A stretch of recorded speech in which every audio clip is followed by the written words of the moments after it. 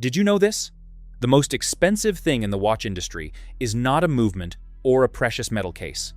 It is a logo that knows you will not ask questions before you pay. 8 brands built their entire business on that assumption. Some are names you recognize from department store displays. Some appear on the wrists of athletes and celebrities. At least one is probably on your dream list right now. This video is not going to make you feel great about that, but it will save you real money. Stay with it. The one that matters most comes last. Number 8. Daniel Wellington. In 2011, a Swedish man launched a watch brand with $20,000 and a very sharp understanding of Instagram. Within 4 years, Daniel Wellington had crossed $200 million in revenue. None of that had anything to do with watchmaking. The genius of Daniel Wellington was psychological, not mechanical. They understood that a lot of people do not want a watch. They want to feel like someone who wears a certain kind of watch. Clean, minimal, and put together. The brand delivered that feeling at a price that felt reachable, and millions of people bought in. Then, the feeling wore off. And what was left underneath it was not much. The movement inside a Daniel Wellington, the part that actually makes the hands move, costs somewhere between $4 and $7 to source. Quartz. Basic.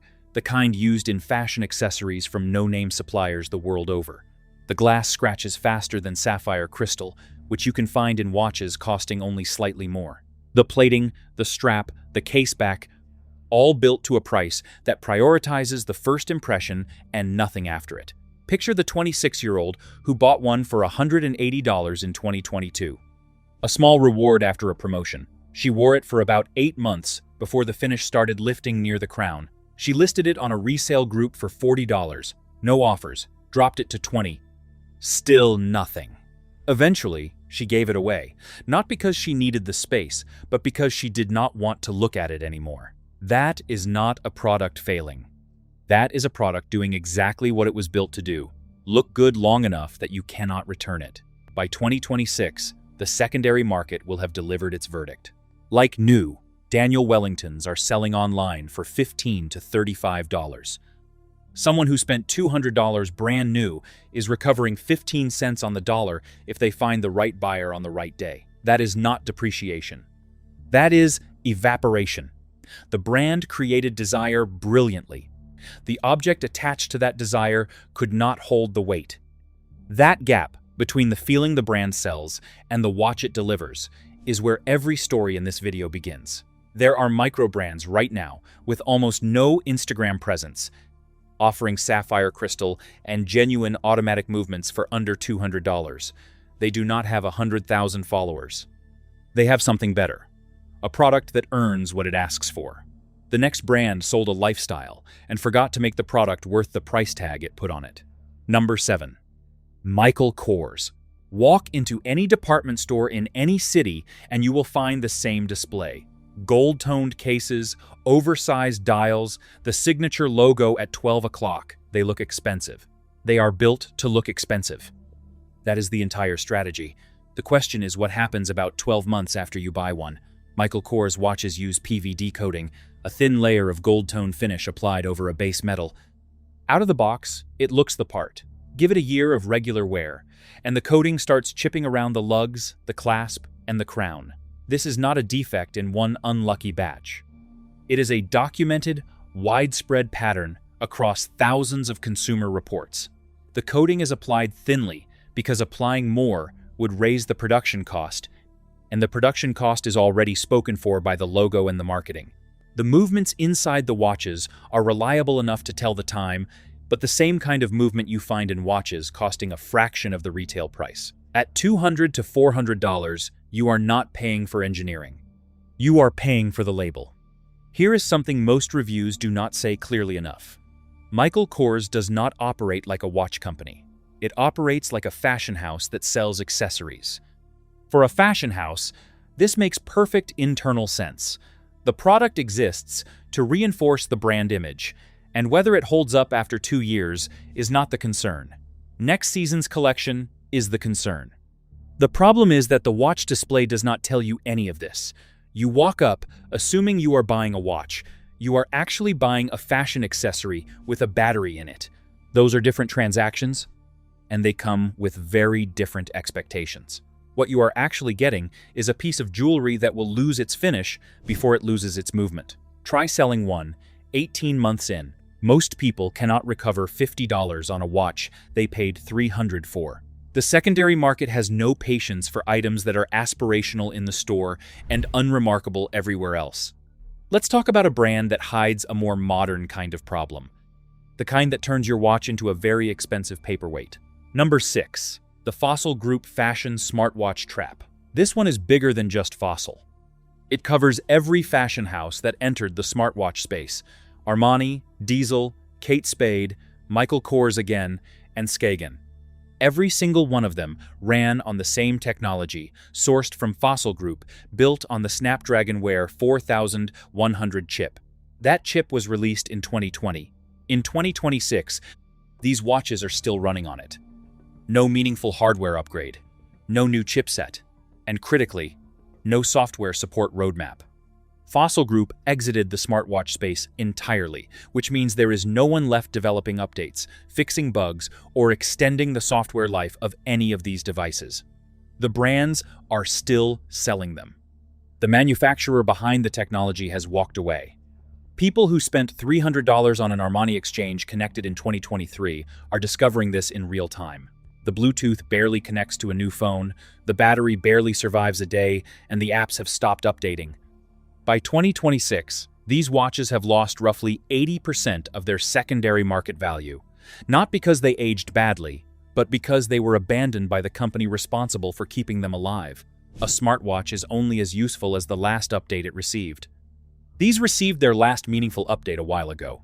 What makes this genuinely frustrating is that it was entirely predictable. When one company supplies the technology for nearly every fashion house's smartwatch, and that company exits the market, every one of those brands loses its engine overnight. The fashion houses had no backup plan because they never needed one. They were never in the technology business. They were in the logo business, and technology was just the vehicle. When the vehicle broke down, there was nobody left to fix it. The cruelest part is what is still happening right now. These watches are still on shelves, still priced between $200 and $500, still photographed alongside people living their best lives. What the packaging does not show is the software roadmap or the absence of one. You are being sold 2020 technology at 2026 prices with nobody on the other end of the phone. If you need technology on your wrist, buy from a company that only builds technology for wrists. Garmin's Forerunner 165 costs around $250 and is backed by a company that has been updating its software for years with no sign of stopping. That is what a specialist looks like. The next brand on this list is more complicated and a lot more confusing. Number 5. Invicta. Invicta needs a different kind of conversation because this story is not clean. The brand publishes an MSRP, a recommended retail price, that routinely sits between $300 and $600 for their flagship Pro Diver range, for example. On television shopping networks, these watches get presented with countdown timers, flash sale graphics, and breathless presenters telling you that you are getting something extraordinary for 60% off. The message is simple. This is premium. You are getting a deal. Act fast. None of that is real. The actual street price of an Invicta Pro Diver, the price it sells for on Amazon, eBay, and most third-party retailers every single day, without a countdown, is between $40 and $100, always. The $600 original price is a number that has never existed in practice. It was invented to make the $80 sale price feel like a victory. This is worth being direct about. It is a deliberate deception aimed at people trying to make good decisions. And it has worked on a very large number of them. And yet, here is where it gets genuinely complicated. The movement inside the standard Invicta Pro Diver Automatic is a Seiko NH35. That is not a fashion watch movement. The NH35 is used in respected micro brands and honest mechanical pieces from companies with far better reputations than Invicta. It runs for years without service, handles 100 meters of water resistance comfortably, and keeps reasonably accurate time. At its actual price, under $100, you are getting a real mechanical watch with a genuine automatic movement and a stainless steel case that will outlast almost every fashion watch, costing twice as much. The brand deceives you about its pricing. The watch itself, at what it actually costs, is not a bad product. So here is the honest framework. If you encounter an Invicta Pro Diver at its real street price, you are buying a legitimate entry point into mechanical watchmaking. A 40mm case, an automatic movement, and real water resistance. Wear it, drop it, get it wet, and see if you enjoy having something that winds itself on your wrist. Then, when you are ready, move towards something with a better brand story attached to the same quality of engineering. Use it as the beginning, not the destination. Just never, under any circumstance, pay anywhere near what the shopping channel tells you it is worth. The $600 MSRP is a fiction. The $80 street price is the real watch. Invicta lies about its price. The next brand earned its name honestly and then started quietly trading on it. Number 4. TAG Heuer. TAG Heuer has a genuine history. The Carrera and the Monaco carry decades of real racing heritage, credible movements, and design that actually earn what it costs. This is not a brand without substance, which is exactly why what happens at the entry level is so easy to miss. The TAG Heuer Formula 1 quartz starts at around $1,600. For that price, you get a stainless steel case, a mineral or sapphire crystal depending on the reference, and a Ronda quartz movement. That last part is the one to focus on. A Ronda quartz movement is Swiss-made. It works, but it is the kind of movement you find in watches costing a fraction of what TAG Heuer charges for it. The brand is using the equity built by the Carrera and Monaco to justify a price that the Formula One's actual contents cannot support. Think about who actually buys this watch. It is almost always someone's first serious purchase. Someone who grew up watching Formula One, who saved for the better part of a year, who walked into the authorized dealer finally feeling like they had arrived. They are not buying a movement. They are buying the feeling of belonging to something. The salesperson behind the counter knows this, the brand knows this, and the price is set accordingly. The brand name is the Trojan Horse.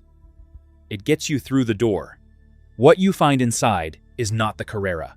The secondary market reflects this directly. The Formula One retains approximately 45 to 55% of its retail price on resale. Tudor, a brand sitting in a similar or slightly higher price range, holds 80 to 90%. That gap is not random. It is the market removing the brand premium and asking what the watch is actually worth underneath it. If you want a TAG Heuer, buy it at the level where the engineering earns the price. If your budget sits at the Formula One price point, the Tudor Black Bay or the Seiko Prospex will give you more watch for less money and lose less of it the moment you walk out of the store. The next brand had a reputation entirely its own and then started dismantling it, one small decision at a time. Number 3. Panerai. There is a specific kind of feeling that comes from watching a brand betray what it built itself on. Panerai enthusiasts know that feeling well right now. For decades, the brand had something almost impossible to fake. Big cases, serious wrist presence, a direct line to Italian Navy diving history, and a core philosophy that said, these watches exist to work, not to impress at a dinner party. That tool watch identity was the product. Screw-down casebacks, genuine water resistance ratings, the kind of watch you could trust in the ocean and wear seriously everywhere else. Somewhere around 2016, small decisions started accumulating. The Luminor Dew arrived as a thinner, dressier version, fine on its own. But as the line expanded, water resistance on certain new references dropped from 100 meters down to 30 meters. Press-on casebacks began replacing the screw-down versions that had defined the brand's technical credibility for decades. Prices stayed at $6,000 and above. The structural details changed quietly, without announcement, while the price held firm.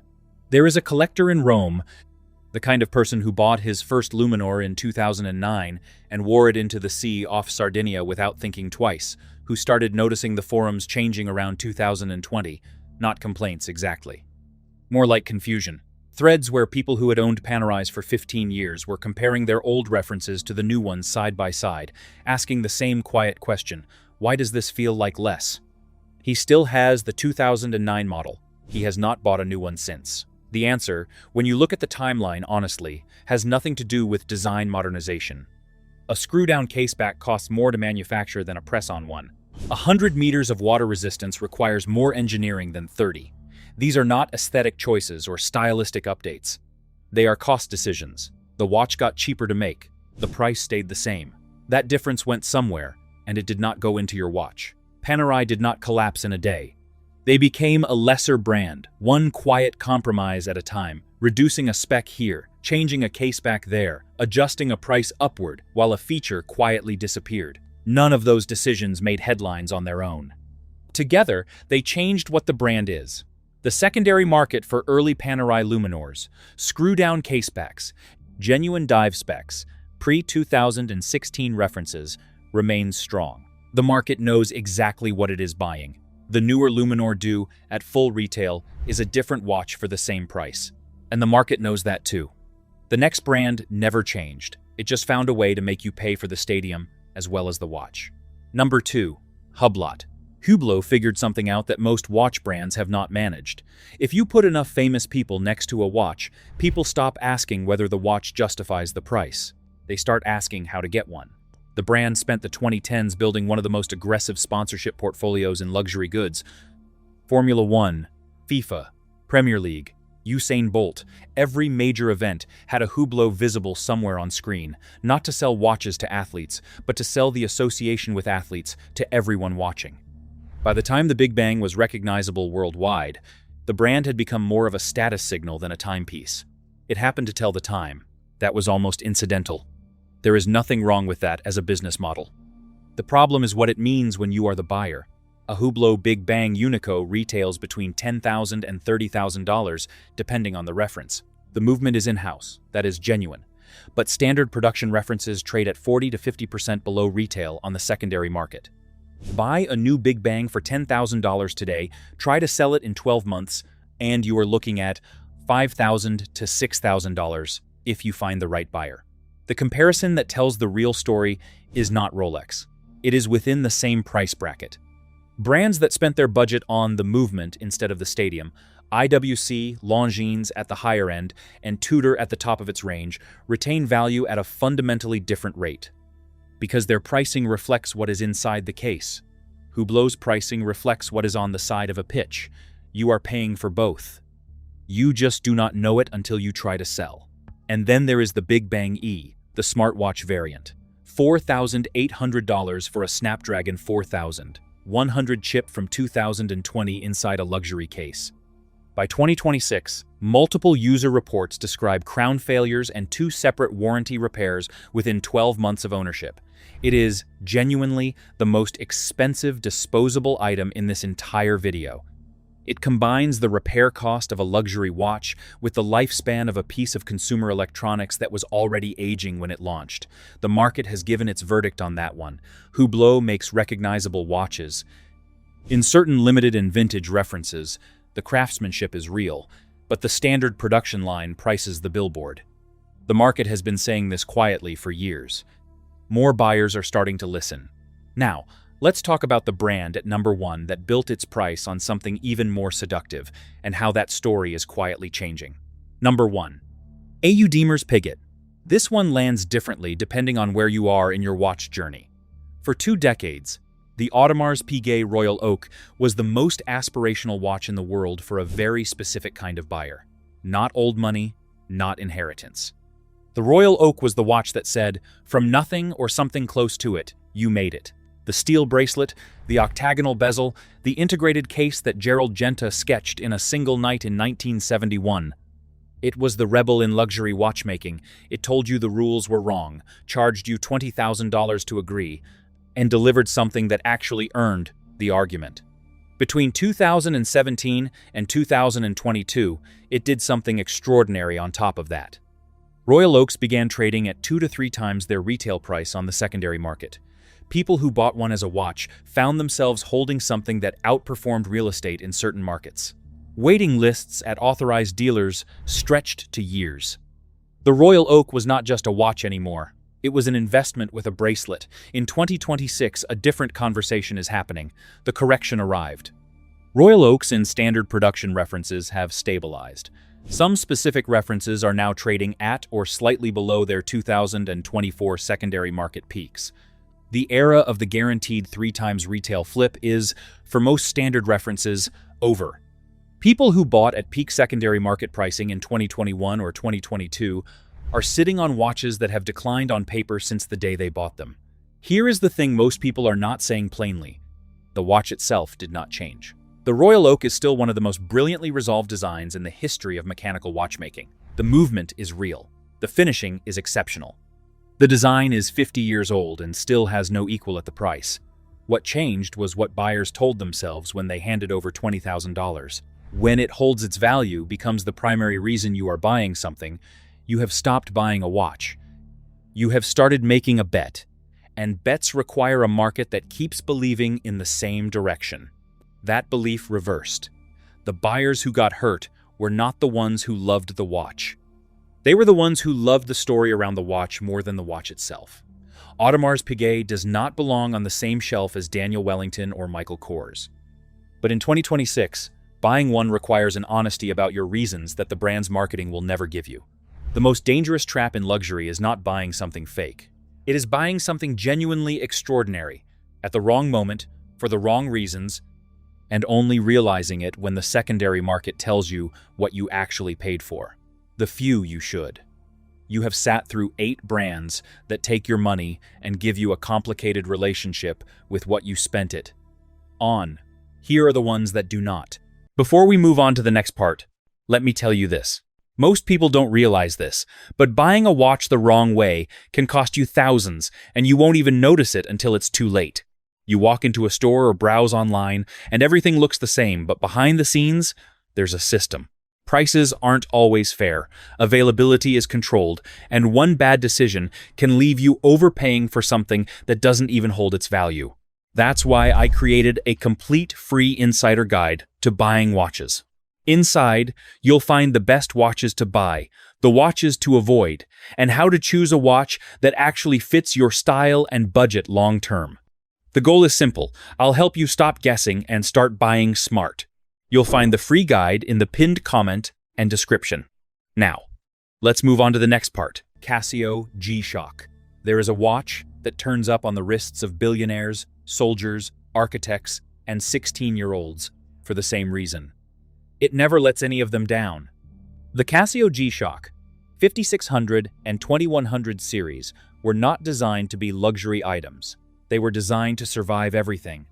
Drop tests, magnetic fields, water, mud, the kind of punishment that would destroy $300 fashion watches inside a year. Casio built something in 1983 and then spent the next 4 decades making it harder to kill. The watch that came out of that process does not care what you paid for it. It just works.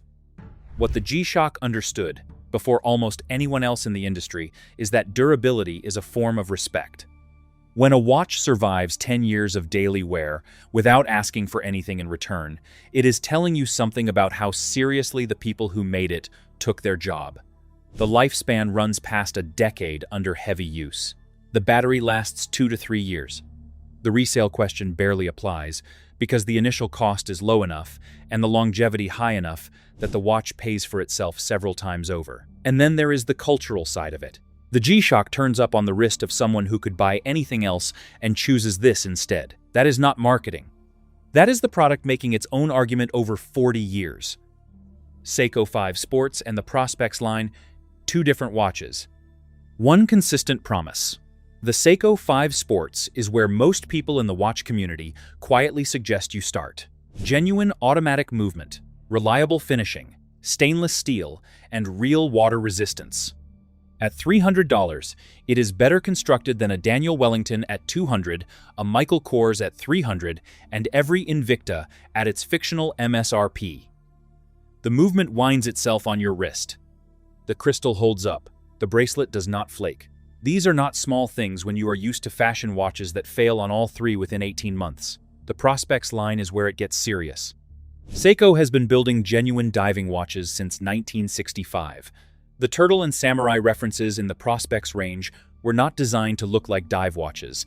They were designed to be dive watches. The difference matters. When a brand has 60 years of diving heritage attached to a product, the water resistance rating is not a marketing claim. It is an engineering commitment. There is a collector following around these references that did not come from an advertising campaign. It came from people who bought them, wore them hard, and came back. The Prospex has built a secondary market reputation through reliability, not hype. That is a much harder thing to manufacture than a logo. Tissot PRX Powermatic 80. The PRX is the watch that keeps winning the spec comparison. Swiss automatic movement, 80-hour power reserve, more than most automatics at this price point, or twice the price. Sapphire crystal, 10 ATM water resistance, and an integrated bracelet design that costs far more to produce on watches from brands charging 10 times the price. The PRX delivers all of it at under $750 retail, and the watch community has noticed. It retains around 70% of its value because it is not a fashion watch with a Swiss label on it. It is a Swiss watch that happens to be priced accessibly. That distinction matters to the secondary market, and to your wallet if you ever decide to sell. The design draws from the 70s, that era of integrated sports watches where the bracelet and case flow into each other as one piece. To get that design from a Swiss brand with genuine engineering underneath it, without spending several $1,000s, was not really possible before the PRX arrived. Now it is. The spec sheet at this price point is very hard to argue with. Tudor Black Bay and Pelagos. COSC certified movements. In-house calibers in certain references. And secondary market retention above 85%. The Black Bay 58 holds its value better than almost anything else in its price range. Tudor does not sponsor stadiums. It does not put celebrities on retainer. Its marketing is quiet in a way that should feel significant to you because it means the budget went somewhere else entirely.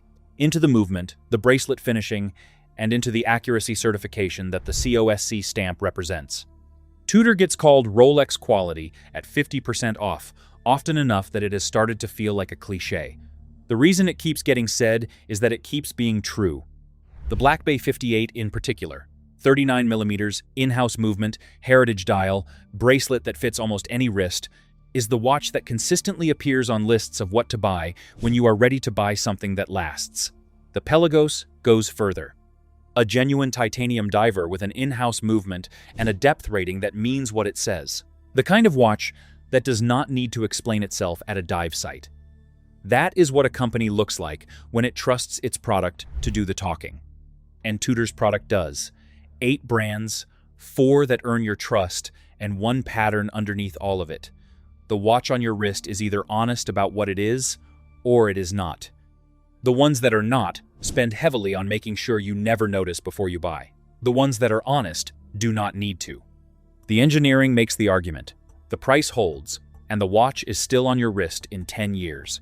In 2026, that distinction is easier to see than it has ever been. The secondary market does not lie.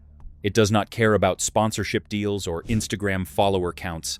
It asks one question: what is this actually worth? The answers are all in this video. Which name on this list surprised you most? Drop it in the comments below.